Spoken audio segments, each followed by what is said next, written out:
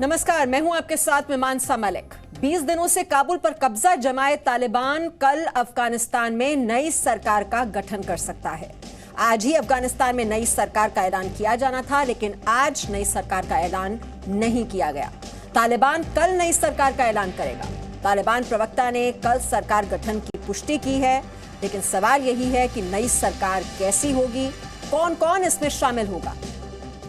तो कल सरकार बनाएगा तालिबान। हालांकि आज सरकार का गठन होना था, लेकिन ये नहीं हो सका, ये टल गया। सरकार गठन की पुष्टि अब कर दी गई है तालिबान प्रवक्ता की ओर से कि ये काम कल किया जाएगा, लेकिन सवाल वही कि सरकार का स्वरूप कैसा होगा, मॉडल कैसा होगा, कौन कौन इसमें शामिल होगा। और ये समझने के लिए आइए सबसे पहले ये रिपोर्ट देखिए।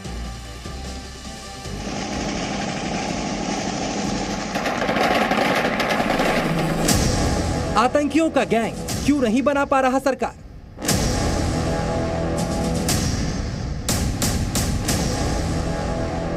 तालिबान की कठपुतली सरकार को किसका इंतजार? काबुल पर तालिबान के कब्जे को तकरीबन 20 दिन होने वाले हैं, जबकि अमेरिका को काबुल एयरपोर्ट छोड़े 4 दिन। लेकिन तालिबान अभी तक अपनी सरकार नहीं बना पाए। दावा किया जा रहा था कि आज तालिबानी अपनी सरकार का ऐलान कर देंगे, लेकिन आज ये टल गया। सवाल है क्यों? तालिबान की जानिब से हुकूमत की अनाउंसमेंट की जो बात की जा रही थी, गवर्नमेंट फॉर्मेशन की जो बात की जा रही थी, वो अनाउंसमेंट जो है अब डिले कर दी गई है। ज़राए का ये बताना है, तवक्का की जा रही थी कि आज ये अनाउंसमेंट हो जाएगी, ताकि जो एक अनईजी काम है वो ख़त्म हो सके। गैर यकीनी की जो सूरत हाल थी वो ख़त्म हो सकती थी, लेकिन और तवक्का की जा रही थी कि जुम्मे की नमाज के बाद इस अनाउंसमेंट ने होना था। भले ही तालिबान की सरकार का गठन आज टल गया हो, लेकिन अफगानिस्तान में कैसी सरकार बनेगी ये तय है। अफगानिस्तान में सरकार बनाने को लेकर जी न्यूज के पास ग्राउंड जीरो से जो जानकारी है, उसके मुताबिक शेख हिब्तुल्लाह अखुंज़ादा इस्लामिक अमीरात ऑफ अफगानिस्तान की इस तालिबानी सरकार में सुप्रीम लीडर बनेगा। कार्यकारी शाखा का नेतृत्व प्रधानमंत्री करेगा। अब्दुल गनी बरादर को प्रधानमंत्री बनाया जा सकता है। नई परिषद में 11 से 72 सदस्य हो सकते हैं, जो पीएम के अंडर में काम करेंगे। वहीं कुछ महत्वपूर्ण मंत्री पद आतंकी संगठन हक्कानी नेटवर्क और आतंकी मुल्ला उमर के बेटे मोहम्मद याकूब को भी दिए जाने की संभावना है। तालिबान सरकार बनाने को लेकर बेताब है। काबुल में प्रेसिडेंशियल पैलेस के अंदर तैयारी पूरी है और इससे ठीक पहले तालिबान ने दुनिया से एक बार फिर अच्छे संबंधों की दुहाई दी। او د نړۍ ټول هیوادونه د امریکا د متحده ایالاتو په شمول سي 13 شپه د دې په ماته باندې ووتل، له هغو سره بېرته ښه سیاسي تعامل غواړو، ځکه موږ د نړۍ برخه یو. موږ نور نه غواړو چې زموږ هیواد د جنګ ډګر سي، د مداخلو ډګر سي او د نورو ناورینونو ډګر سي. موږ د سولې او د امنیت په لور روان یو. هیواد مې د راټولېدو په حال کې ده، د رغېدو په حال کې ده، د آبادۍ په حال کې ده. अखुंज़ादा ने कंधार में बीते दिनों 4 दिन तक लगातार सरकार बनाने के सिलसिले में बड़ी बैठक की थी। उसके बारे में कहा जा रहा है कि वो कंधार में रहकर ही अफगानिस्तान को चलाएगा।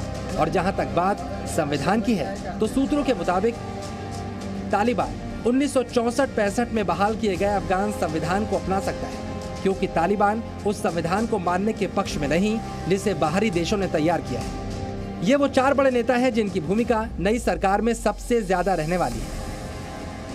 तालिबान का सबसे बड़ा नेता मौलवी हिब्तुल्लाह अखुंज़ादा, तालिबान के संस्थापक मुल्ला उमर का बेटा मुल्ला मोहम्मद याकूब, तालिबान के सह संस्थापकों में से एक मुल्ला अब्दुल गनी बरादर और हक्कानी नेटवर्क का नेतृत्व करने वाला सिराजुद्दीन हक्कानी।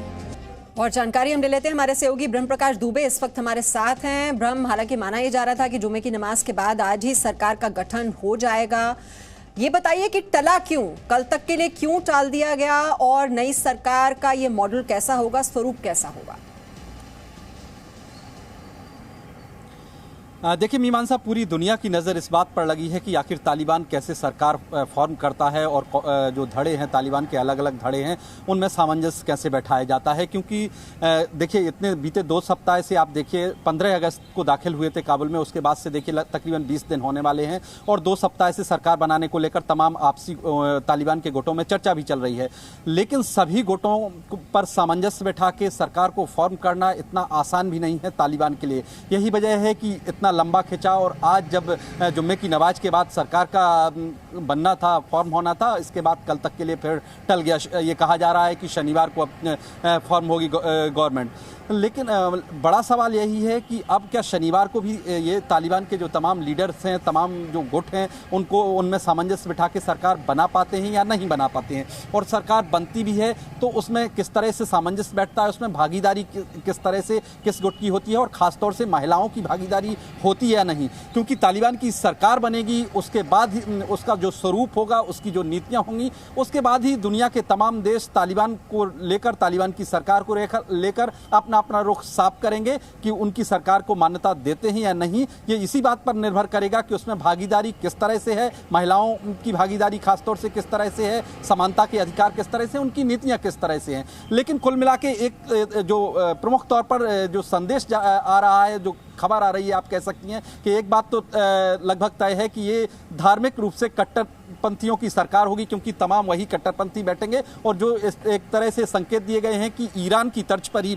सरकार बनेगी, यानी प्रमुख जो सरकार के ऊपर भी जो बैठेगा वो धार्मिक नेता ही होगा, अखुंद ज्यादा होगा। तो ये तो लगभग तय है कि कट्टरपंथियों की ही आगे चलेगी।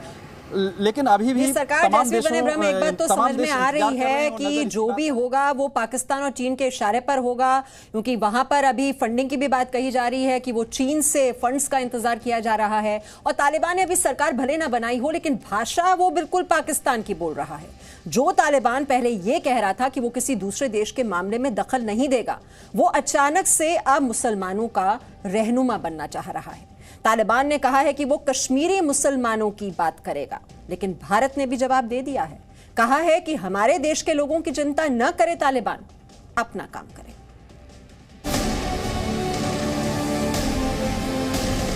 हम अपनी सरजमीन किसी मुल्क के खिलाफ इस्तेमाल करने नहीं देंगे। पाकिस्तान और इंडिया को चाहिए कि वो भी आपसी मसाइल को हल करें, क्योंकि दोनों पड़ोसी ममालिक हैं और दोनों के एक दूसरे से मफादात वाबस्ता है। इसी तरह भारत से भी अच्छे ताल्लुकात चाहते हैं और दीगर ममालिक से भी हम अपने मफादात की रोशनी में ताल्लुकात कायम करना चाहेंगे। मकबूजा कश्मीर पे भी भारत को अपना रवैया मुस्बत करना चाहिए। कुछ ही दिन पहले की बात, तालिबान चीख चीख कर कह रहा था, दुनिया के सामने कसमें खा रहा था कि वो किसी तीसरे देश के अंदरूनी मामले में दखल नहीं देगा। लेकिन जैसे जैसे वक्त बीत रहा है, तालिबान का असली चेहरा सामने आने लगा है, और अब युद्ध के जरिए अफगानिस्तान पर कब्जा करने वाले आतंकियों के इस गैंग ने कश्मीर और मुसलमानों का राग अलापना शुरू कर दिया है। तालिबान के प्रवक्ता सुहेल शाहीन ने कहा है कि उनके समूह का इरादा किसी भी देश के खिलाफ सशस्त्र संघर्ष करने का नहीं है। मुसलमान होने के कारण भारत के कश्मीर में या किसी भी दूसरे देश में मुस्लिमों के पक्ष में आवाज उठाने का अधिकार उनके पास है।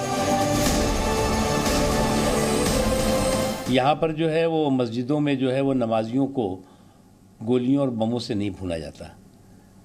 यहाँ पर जो है वो बच्चियों को स्कूल जाने से नहीं रोका जाता। स्कूल जाती हैं बच्चियाँ तो उनके जो है सर पैर हाथ नहीं काटे जाते। ये देश जो है वो इस देश की सरकारों का जो धर्म ग्रंथ है वो संविधान है, और संविधान से ये देश चलता है, और संविधान जो है वो समावेशी विकास की गारंटी देता है, सबके साथ की गारंटी देता है, और उसके साथ ही चलता है।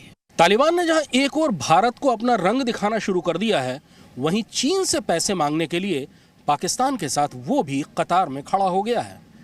तालिबान ने कहा है कि चीन उसका सबसे करीबी दोस्त है और पैसों के मामले में वो चीन पर ही निर्भर है। तालिबान के प्रवक्ता ज़बीउल्लाह मुजाहिद ने इटली के अखबार ला रिपब्लिका को इंटरव्यू दिया। इसमें कहा गया कि अफगानिस्तान की अर्थव्यवस्था बेहद खराब हालत में है। मुल्क चलाने के लिए पैसे की जरूरत है। शुरुआती तौर पर चीन की मदद से आर्थिक हालात सुधारने की कोशिश होगी। कुछ दिन पहले ही तालिबान में नंबर 2 माने जाने वाले मुल्ला अब्दुल गनी बरादर ने बीजिंग का दौरा भी किया था और चीन के विदेश मंत्री से बातचीत की थी। चीन जब भी किसी को आर्थिक मदद करता है तो उसके पीछे चीन का कोई बड़ा स्वार्थ होता है। दरअसल चीन की नजर अफगानिस्तान के बगराम एयरबेस पर है। बगराम वही एयरबेस है जो अमेरिका का अफगानिस्तान में सबसे बड़ा एयरबेस था। अब चीन इसे अपना एयरबेस बनाना चाहता है।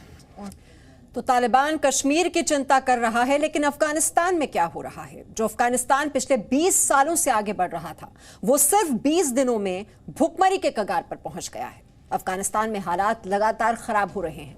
सड़कों पर तालिबानियों का कब्जा है, उन्हीं के नियम और कानून हैं, लेकिन जिंदगी आगे कैसे चलेगी ये किसी को समझ नहीं आ रहा है। अफगानिस्तान की राजधानी काबुल से आइए आपको दिखाते हैं हमारी ग्राउंड रिपोर्ट।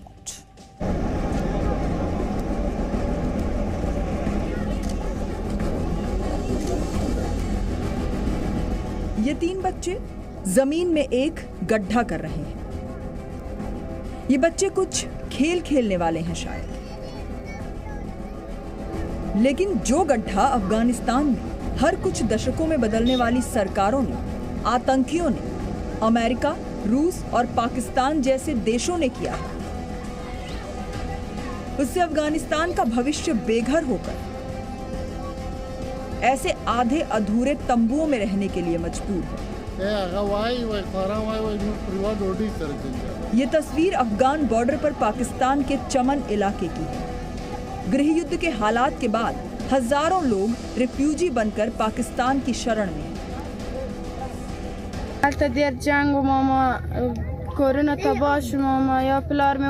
अफगानिस्तान खाता दिल था और ऑर्गन से बड़ा और ऑर्गन से कारीगर सुग निश्ता मामा डोडे पैसे सुग पैदा कर ले रही मामा ज़ाख पला खारता उज़ा मामा बड़ा खबर है दा मामा सको मजबूरी देर सख्त दा मामा प्लार में कि दे खाई डोडे पैसा पैदा कई मामा।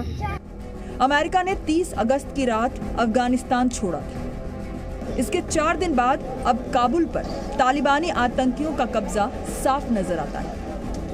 हर सरकारी इमारत, चौक और चौराहों पर तालिबान का झंडा है। मस्जिदों पर, मीनारों पर तालिबान के झंडे आपको लहराते मिल जाएं। सुरक्षा की कमान तालिबान की स्पेशल फोर्स बदरी 313 यूनिट को सौंप दी गई है।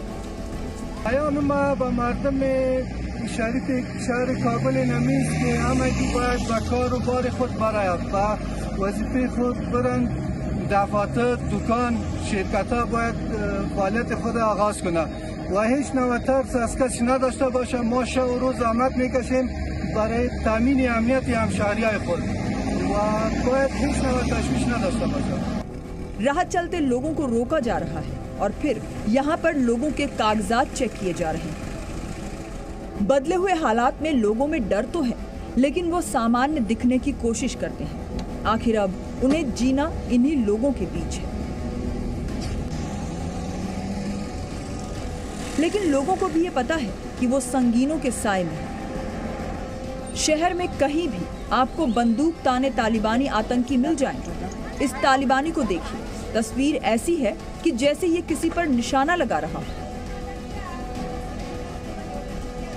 ये तस्वीरें काबुल एयरपोर्ट के बाहर की हैं। 14 अगस्त से पहले तक जहां अफगान पुलिस होती थी, वहां अब तालिबान के आतंकी हैं। हालांकि धीरे धीरे ही सही बाजारों में भीड़ दिखने लगी है। तोरखम बॉर्डर पर व्यापार का सिलसिला एक बार फिर से रफ्तार पकड़ने लगा है। लोग बताते हैं कि पहले पैसे लिए जा रहे थे, अब पैसों का लेन देन नहीं हो रहा। बस हालात तो अभी तक जो है ना तालिब खड़ा है या बैठा नहीं है। जब बैठेगा पता लग जाएगा। बकाया जो है ना बस जो फजूल पैसे लग रहा था अभी तो बंद किया है, वो नहीं लगता है गाड़ी वाला से। और अब वो तस्वीर देखिए जो नए अफगानिस्तान की है। ये तस्वीर बुरके की है। अफगानिस्तान पर तालिबान के कब्जे के बाद से यहाँ बुरकों की बिक्री बढ़ गई है। दुकानों पर करीने से रखे ये बुरके ही अब अफगानिस्तान का भविष्य है। حکومت‌های گذشته چادری بازارش تقریبا خوب بود، نه چندان از وقتی که امارات اسلامی افغانستان در افغانستان حاکم شده کاروبار چادری تقریبا یک 30% افزایش یافته. بازارام فعلا فضل خدا خوب است. دیگه ما خوش هستیم از امارات اسلامی افغانستان که اهمیت ما را گرفته. فضل لسان خداوند که هیچ کدام دوزی و جور و چپاولی گپا رو ما نیاوریم.